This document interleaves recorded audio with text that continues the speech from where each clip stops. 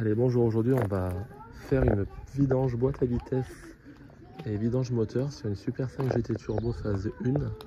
Voilà, donc on va voir un petit peu comment ça se passe. Donc déjà je vais la lever. Allez, là j'ai mis le cri au niveau du berceau pour pas esquinter la caisse avec un gros tampon en caoutchouc, et puis on va la lever, hein.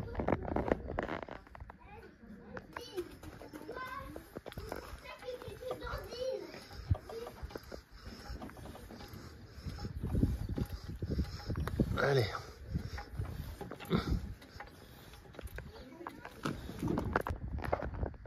Elle est là, indispensable, hein, je mets une chandelle. Même si j'ai confiance en mon cri, qui a un cri de 4 tonnes, mais on sait jamais, hein. On n'est jamais trop prudent, surtout quand on met sa tête dessous. Allez, je la redescends un petit peu, j'ai mis un bois pour pas abîmer le berceau. Voilà. Et là je vais essayer d'accéder au bouchon de remplissage. Parce qu'en fait il faut toujours dévisser le bouchon de remplissage avant. Parce que si vous vidangez la voiture et que vous n'arrivez pas à ouvrir le bouchon de remplissage, et ben vous êtes en panne. Parce que vous pourrez plus repartir. Voilà. Donc là il fait dévisser là. Voilà. Donc d'habitude sur les boîtes JB c'est un bouchon en plastique blanc, une espèce de papillon. Et là c'est un écrou, hein. En fait là il y a le radiateur, hein. C'est la face avant de la voiture là, hein. Et là c'est l'arrière, hein. Oui. Allez, on le voit ici. C'est une clé de 24. Alors là je vais dévisser le bouchon de vidange là qui est ici. Alors ne confondez pas avec ça, hein. Ça on pourrait y croire que c'est le bouchon, mais en fait c'est une jambe de force là, qui est fixée sur la boîte, entre le moteur et la boîte. Et en fait c'est bien ça, hein, là-bas. Je vais essayer, c'est pas évident à une main, mais je vais essayer. Donc là c'est une clé de 13. Je vais dévisser. Hop, voilà, c'était pas serré trop fort. Et là j'ai mis mon petit bac, hein, mon petit bac coupé. Et on va faire couler cette huile pour voir la tête qu'elle a.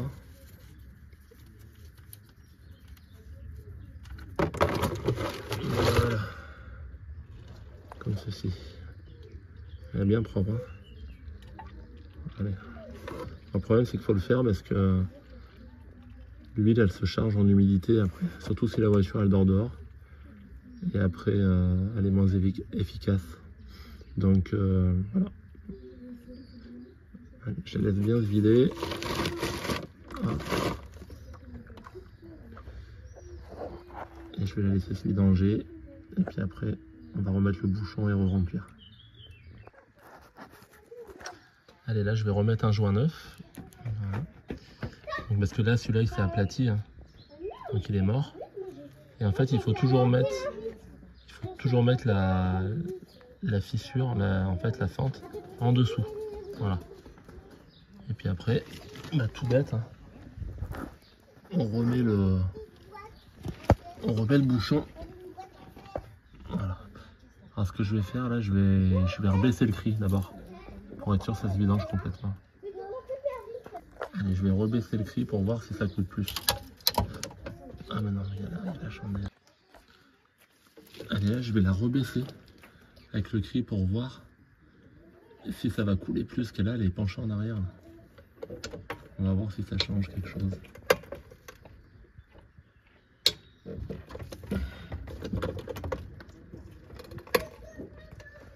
Voilà, on met bien l'horizontale. Ah, ça change pas grand chose. Je vais la laisser couler encore un peu, mais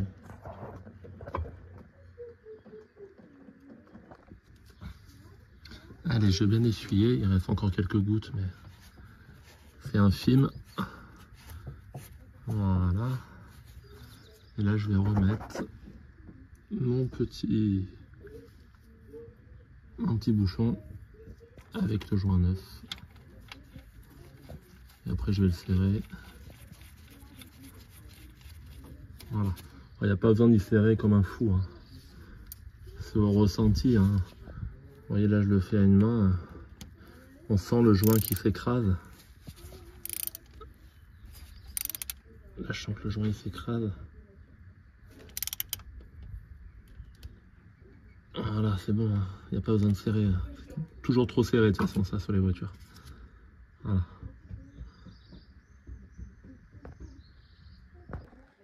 Et pendant que j'y suis, je vais faire la vidange moteur. Donc là j'ai une fuite d'huile. Mais en fait j'ai l'impression que ça fuit du bouchon. J'ai regardé le carter. Le carter, ça, autour les vis, c'est assez sec. Elle est étrange cette fuite. Ouais. Je vais bien essuyer, je vais bien mettre un joint neuf et tout, puis je contrôlerai. Voilà. Bon, c'est pas une énorme fuite non plus. Hein. Voilà. Allez, là on va vider l'huile de boîte dans le bidon pour aller le jeter à la déchetterie. Et en fait, bah, je disais qu'elle était pas mal là. Elle était pas sale, mais elle était quand même pas propre. Hein. Voilà, donc là on va faire ça. Après ça va me libérer mon bidon pour faire le vidange de la boîte à vitesse.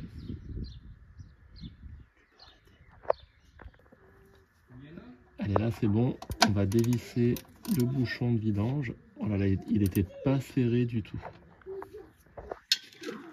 J'aurais presque pu le dévisser à la main.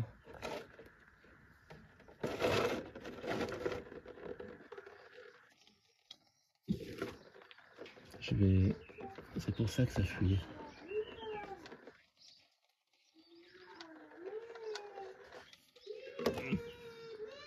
Voilà, allez c'est tout, bon on va la laisser couler, on arrête. Donc là on voit le joint, en fait il est à l'envers. La fissure, la fente elle est en haut. En fait le joint, il est pas aplati, je pourrais presque le remettre. Voilà. Je sais pas si on pourrait voir par rapport à l'autre joint que j'ai démonté. Non, je l'ai plus, je l'ai jeté déjà. Mais il devrait être tout plat normalement. Et là on voit en fait, celui-là il est pas écrasé par rapport à celui-là. Voilà. C'est pas évident à montrer, mais voilà. Et là je vais nettoyer ça, bien dégraisser. Voilà, bah la fuite de toute façon, c'était sûr que c'était le carter, hein, le bouchon. Voilà.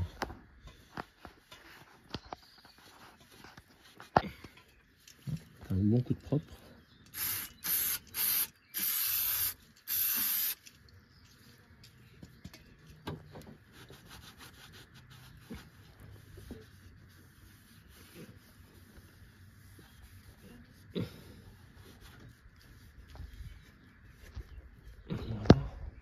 On va mettre un petit coup de propre là aussi au niveau de la boîte.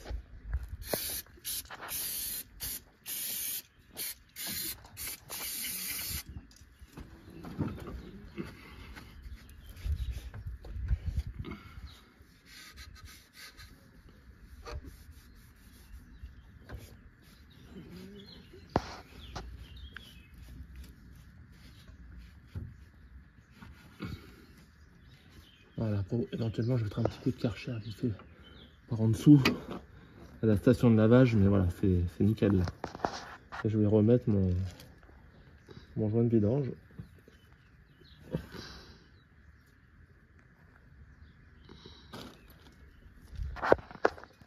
Donc là je remets mon joint avec la fissure en dessous. Voilà, mon petit joint neuf. Et là il commence à pleuvoir, c'est génial. Et je remets mon bouchon de vidange. Voilà, et je vais le serrer un petit peu plus hein, que ce qu'il était. Parce qu'il n'était pas serré fort du tout. Voilà, je vais serrer avec une autre clé, parce que ça il est un peu usé. Je vais serrer un peu plus et c'est bon. Donc voilà comment je vais procéder maintenant. C'est-à-dire que là j'ai un petit entonnoir avec un tuyau. Et en fait ce tuyau je vais le mettre dans la boîte à vitesse. Et en fait je vais remplir par inertie, ça va descendre. Et ça va remplir la boîte. Voilà. Allez, je vais aller mettre le tuyau dans la boîte. Bon, à l'aide de mon petit assistant là, Gabin retire un peu le tuyau là. Vas-y, pas trop. Voilà, je l'ai le tuyau. Donc là, je rentre le tuyau dans la boîte à vitesse. Voilà. Là, il est bien dedans, là. Voilà. Donc là, maintenant, je vais pouvoir remplir. Allez, vas-y, Gabin, verse un peu d'huile de boîte. On va voir si ça arrive. Voilà. Tu vas doucement, hein.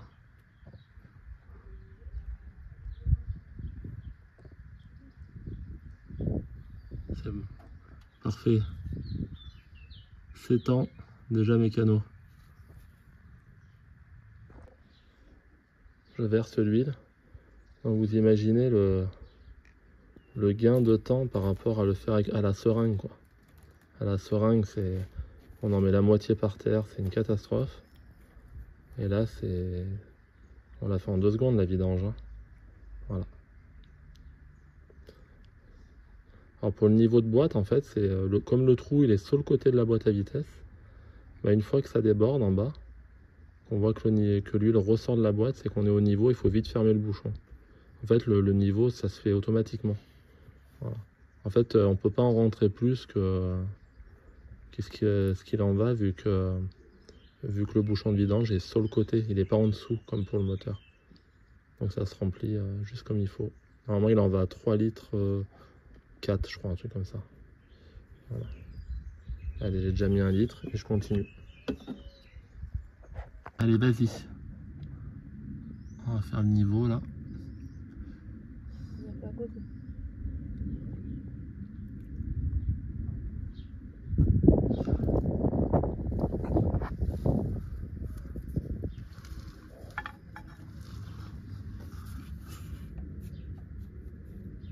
Ce que je fais, je retire un peu le tuyau là. Parce que sinon, des fois, le liquide il peut pas sortir. T'en as à combien du bidon là? Je sais pas. Un quart. Ouais. Ah bah allez-y encore. Non. Ah ça y est, je crois que c'est bon là. Là ça ressort. Arrête d'en mettre. J'en avais pas remis. Ouais mais c'est ce qu'il y avait dans le tuyau. Attendez, hein, je filme. Oui, je l'aurais pas dit, peut-être qu'on aurait remis. Donc là on va voir. Si on est bon, normalement ça devrait couler quand je tire le... On va Attends. Remets-en encore un peu.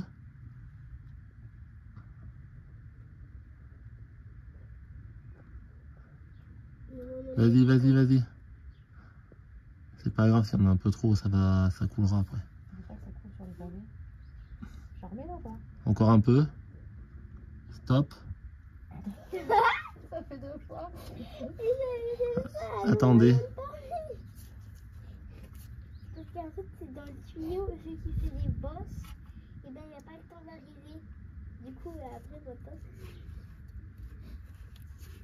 Voilà, c'est bon. Par contre, je sais pas si c'est le bouchon noir ou le bouchon gris. Attends, je suis pas sûr là pour le niveau. Tire le tuyau vers le haut. Et là, il me reste le filtre à huile à dévisser. Donc, je vais essayer de le sortir par le passage de roue là, du côté droit. Je vais essayer de l'attraper à la main, de le dévisser. Si jamais. On peut toujours rêver, mais on ne sait jamais. Et puis voilà. Donc, je vais essayer de filmer en même temps. C'est pas facile.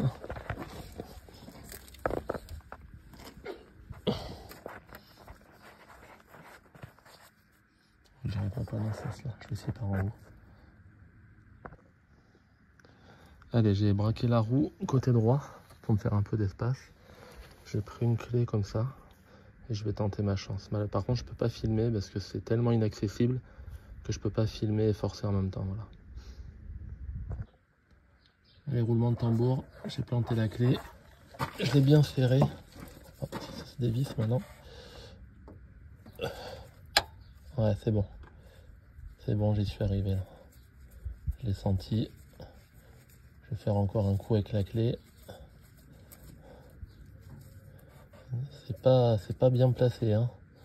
Sur une GT en dessous de l'alternateur là, une vraie galère. Mais bon, en prenant son temps ça se fait, mais heureusement que c'est pas la Super 5 GT Turbo d'Alain Oreille. Pendant une spéciale parce qu'il l'aurait perdu avec moi, le temps que je change le filtre à huile. Allez, je continue, je vais le dévisser à la main maintenant. Bon bah en fait c'était une fausse joie, je l'ai pas dévissé, en fait c'est la clé qui avait tourné. Donc là j'ai dévissé le moins de la batterie. Et je vais essayer par là en fait de l'attraper. Voilà, je vais essayer par en haut avec cette même clé. Voilà. Allez, j'essaye. Là, je m'arrache tous les mains, là j'en ai marre. Donc je vais enlever la calandre. Je pense qu'en enlevant la calandre, j'aurai accès au filtre. Donc là je vais enlever les clignotants. Je crois, si mes souvenirs sont bons, je crois qu'en enlevant les clignotants, après on peut sortir la calandre. Voilà. Allez, je sors les clignotants. Comme ça.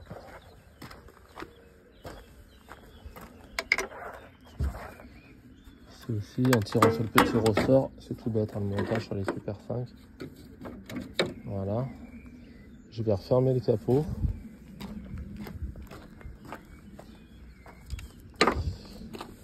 Et normalement, je devrais accéder à ce foutu filtre.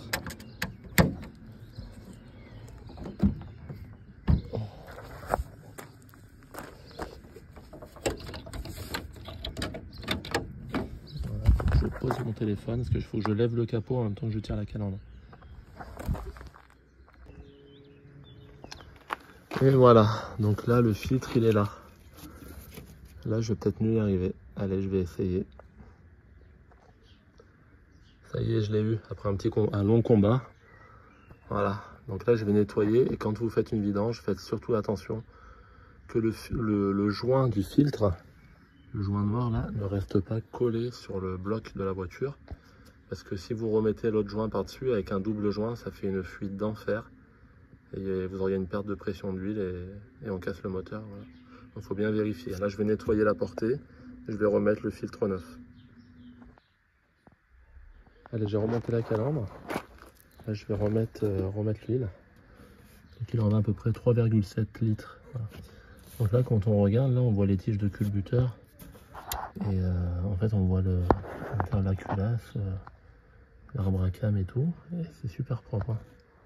On voit qu'elle a tourné avec de la bonne huile cette voiture. Voilà. Je vais remettre l'huile. Allez, là j'ai rempli d'huile, j'ai mis le niveau au maximum. Il faut remplir le filtre à huile là. Donc en fait ce que je vais faire, c'est que la voiture je vais la mettre en panne en fait pour faire monter la pression d'huile. Je vais débrancher un fil. Voilà, le fil d'alimentation de la tête de Delco là. Et je vais mettre des coups de démarreur. Des fois je débranche ça, c'est mieux, mais là ça tient avec des petits colliers, je peux pas les débrancher. Voilà. Allez, quoi c'est mieux? C'est parce que j'ai peur que ça fasse un petit arc. Il n'y a pas de raison, je pense pas. Voilà, allez, je vais faire monter la pression de l'huile maintenant. Donc là normalement elle va pas démarrer, je vais faire monter la pression d'huile. Donc c'est celui-là le voyant, je vais attendre qu'il s'éteigne.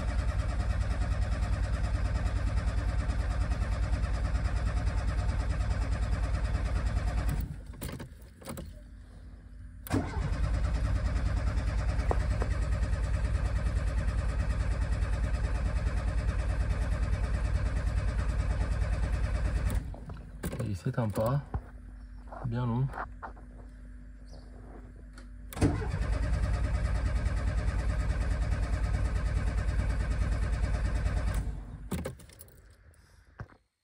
Bon bah finalement j'ai pas pu finir de filmer puisque après il s'est mis à pleuvoir, le véhicule ne voulait plus démarrer et en fait elle a redémarré après. Voilà. Et le voyant d'huile dès qu'elle a démarré s'est éteint, donc la pression d'huile était montée. Je sais pas pourquoi ça s'éteignait pas, voilà.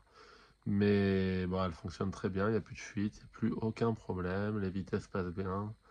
Donc elle est repartie cette petite Super 5 GT Turbo comme dans les années 80. Allez, bonne journée, à la prochaine.